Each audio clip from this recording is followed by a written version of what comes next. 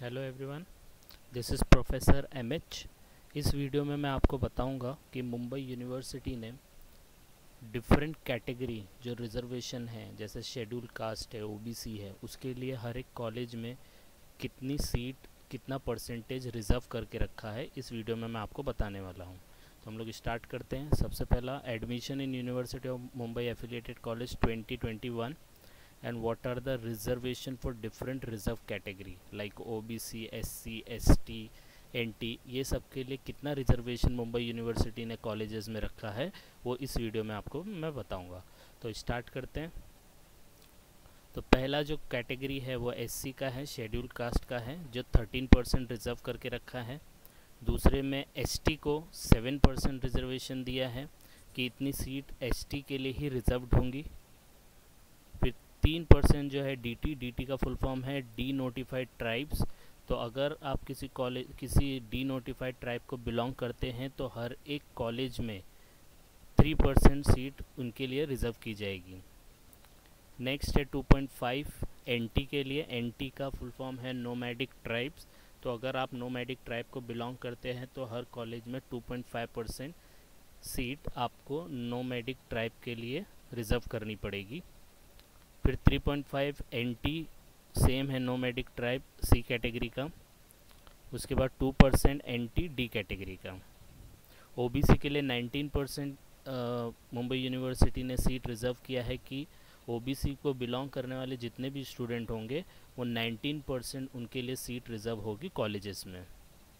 16% Maratha category को belong करने वाले along with SBEC, socially and educationally backward classes को अगर आप बिलोंग करते हो अलॉन्ग विद मराठा, तो हर कॉलेज में एटलीस्ट 16% सीट मराठा और SBEC को बिलोंग करेंगी।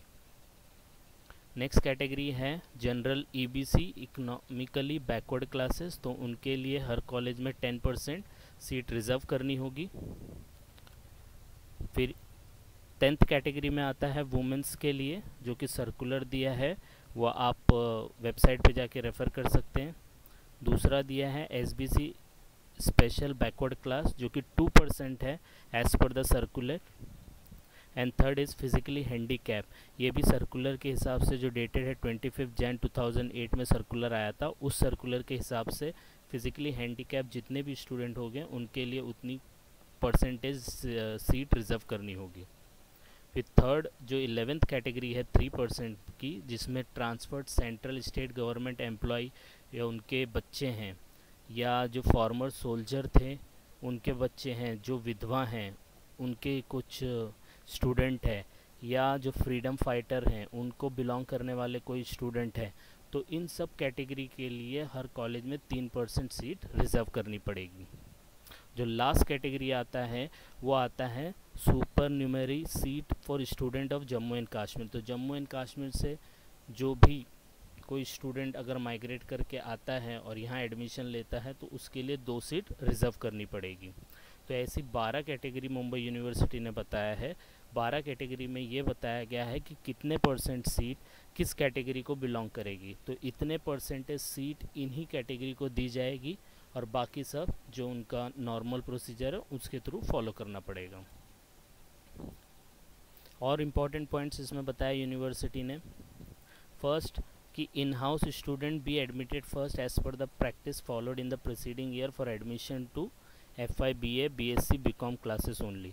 तो जैसे वो प्रैक्टिस फॉलो करते आ रहे थे इन हाउस एडमिशन के लिए पहले से, वही प्रैक्टिस फॉलो करनी है।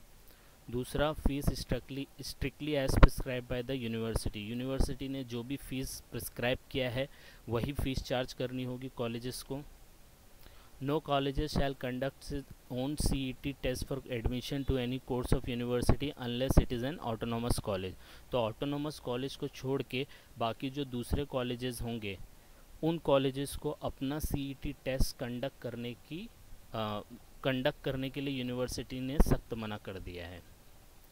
Next, college are requested to form an admission cell और committee comprising of senior teaching staff inclusive of representative of reserve category for smooth conduct of admission process।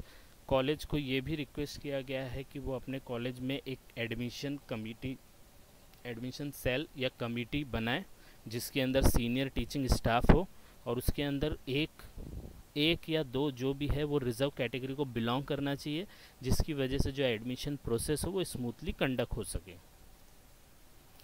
Next, the vacant seat should be indicated on the notice board. जो भी सीटें बची होंगी इन category को जो belong करता है वो नोटिस बोर्ड पे दिखाया जाए। Merit list of reserve category should be displayed separately as per admission schedule. जो एडमिशन शेड्यूल मैंने आपको लास्ट वीडियो में बताया था उसके हिसाब से जब भी मेरिट लिस्ट निकलेगी तो उनमें रिजर्व कैटेगरी की जो मेरिट लिस्ट होगी उसको अलग से दिखाया जाए। ये सब डेटा जो भी है ये as per the university of Mumbai है और इसके साथ ही साथ मैंने ये इसका ओरिजिनल सर्कुलर भी इसमें अटैच किया है, वो आप देख सकते हो फॉर योर रेफरेंस। तो this is the circular. Thank you. Like and subscribe for more video. Thank you very much.